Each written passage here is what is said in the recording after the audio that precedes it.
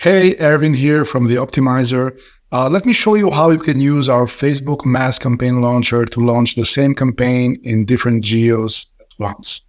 For the sake of this illustration, what we're going to do is we're going to take one campaign and launch it in three main English-speaking countries, US, UK, and Canada. Obviously, this example then can be extended to as many geos as necessary, but just to keep it simple. All right, so we're going to go two steps for this. First step is we're going to create the basic campaign structure targeting only US, and then we're going to extend the structure to target UK and Canada and generate campaign variations for each of those other targetings. All right, let's start right away. The first step is to select an ad account. We're going to leave a lot of these options as they are. If something is not required, we're just gonna skip them just to keep it quick. So for the campaign, that's all we need right now. Let's move to the ad set. The ad set, we need to select a pixel and a custom conversion. Let's say it's add to cart. We'll leave the budget as is. In the audience, now for the basic version, we're going to target United States, right? And leave the age and everything else as it is, and also the placement. Now let's move to the ad. Our campaigns are gonna have each 3 ads. So we're gonna create 3 ads, and at the end have 3 campaigns, each with 1 ad set and 3 ads in targeting different geos. We need to select a Facebook page here. An Instagram account is not really necessary, but you can do it. And then on the creative section is where we select all the images that we want to create creative ads from. Here, we're going to select images from our creative library, from the Optimizer creative library. Let's select the first 3, move next. You'll get a preview here of all the selected images, different sizes. You can crop and modify if necessary. I'm going to skip that step and click save now. As you can see, 3 images have been added. If you go to the variation preview section, you'll see that there are 3 ad variations here. Automatically, an ad variation has been created for each image that we have uploaded. You can add your primary text, headlines, and description as necessary. We're not going to touch them right now. We need to add a destination URL. And we need a tracking pixel. Okay, so now we have built the basic structure of the campaign. We have our campaign will have 1 ad set and 3 ads. And right now we have a version targeting United States only. So what we need to do to add other targeting variation is in the ad set section under the audience control. We can use the targeting the group option to add more targeting variation. A group basically is a mechanism we have added on top of our campaign creator, which manages a set of targeting options. Each group at the end will generate a new ad set variation.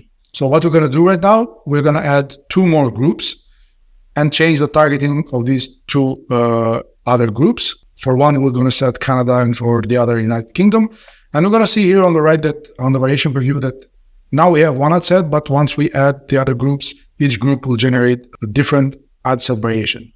And then on the next step, we'll see how we can get advantage of the ad set variations that we have generated here to launch basically 3 campaigns instead of 1. For now, let's rename this group just for clarity. Let's call this US. We can clone it, or we can add the new group from here. Let's clone. Okay, this will be UK. And we'll target UK here.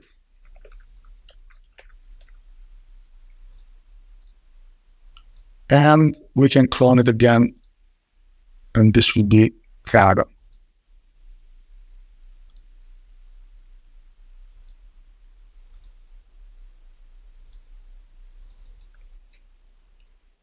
Correct. edit Canada. Okay, good. So now we have generated 3 targeting groups. Each group has automatically generated 1 ad set variation. Now, the structure of our campaign has changed. Now we have 1 campaign which has 3 ad set variation and where each ad set has 3 ads. But this is not what we want. We want at the end to generate 3 campaigns, each for 1 geo, where every campaign has 1 ad set and 1 ad. When we do this is the next section, the manage variation section. So let's move to the next section.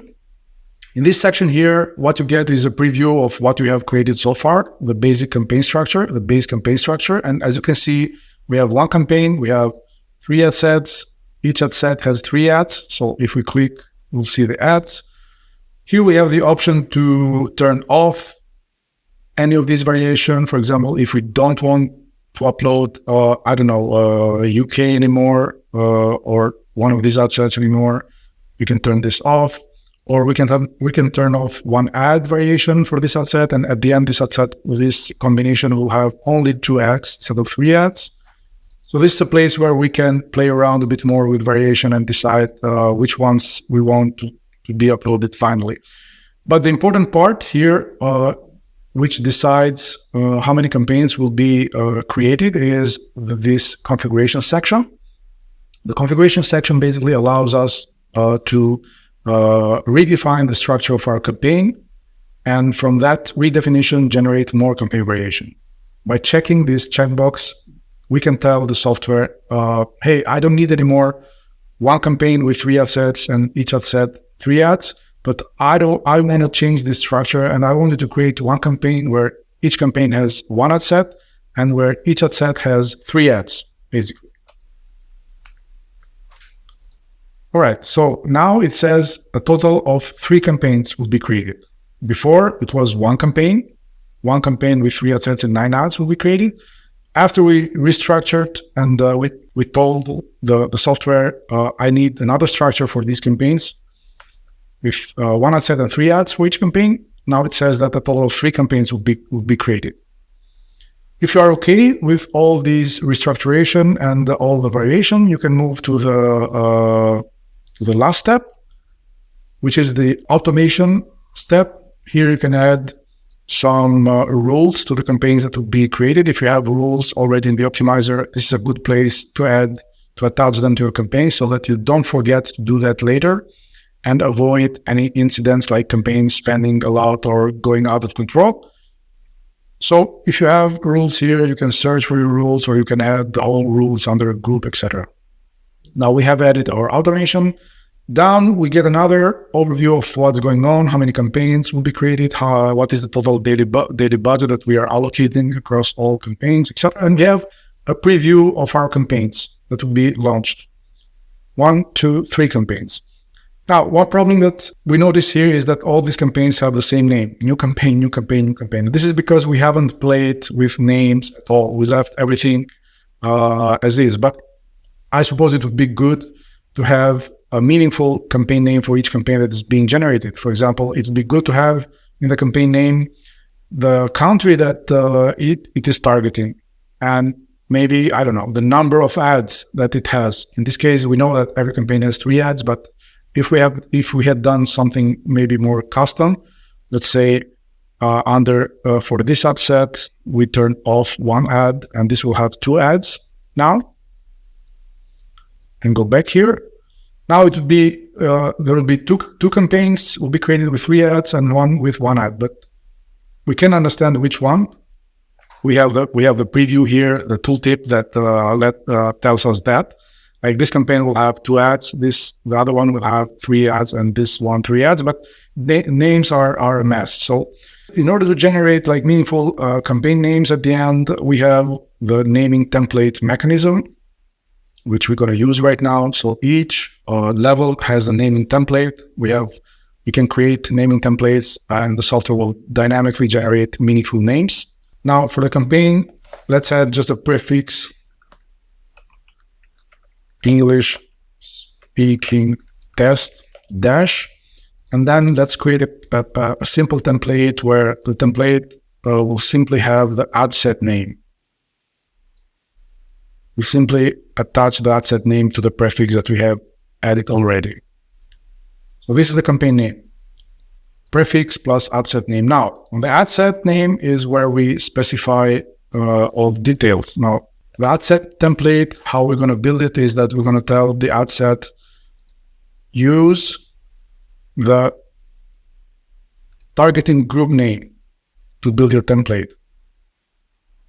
And because we have correctly named our targeting groups here, audience groups, the name here, US, UK, and Canada will be automatically used in the ad set naming template, which will be on its own used on the campaign naming template.